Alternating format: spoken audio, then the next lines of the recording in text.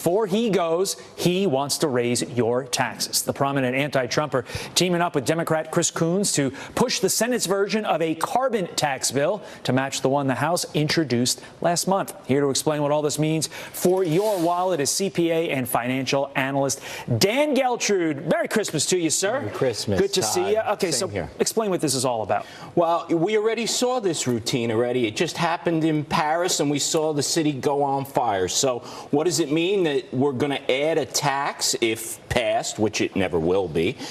If passed, it will be a carbon emissions tax. So basically, fossil fuels are going to be facing taxes.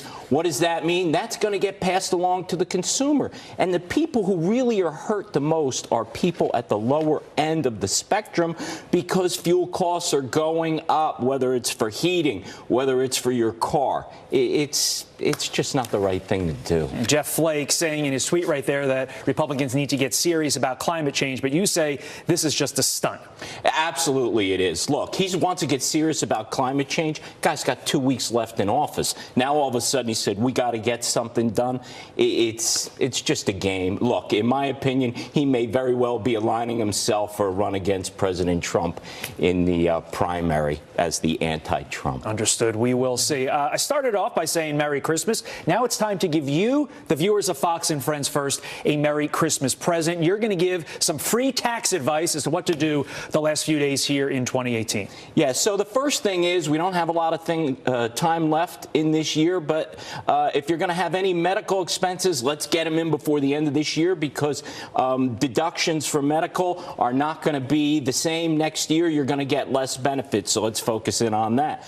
Second thing, if you're getting a divorce, if you're real close, you may want to get it done before the end of the year, Todd. I'll tell you why. It's because with the new tax law, you're not going to get a deduction for alimony payments. Wow. So depending on where you fall there, you may want to time your divorce at the end of this year or the beginning of next year. Also would make New Year's Eve a lot more fun. That it might. The other thing is, of course, that you always want to maximize the amount of money that you put into your IRA, as well as your 401k plan. And let me say this, in our office, we do a lot of audit work on 401k. So the tip I want to give people is pay attention to your 401k statements. Make sure that the match that's supposed to be going in from your employer is really there. That is your money. It doesn't always get there. It doesn't always get there, really? It doesn't always get there. I don't even think to look for that. You need to look for that. Wow. And that's the whole purpose of doing audits on pension plans and 401ks. I did. That's a great point. So that's something that we definitely want to pay attention to. And then finally, gifting.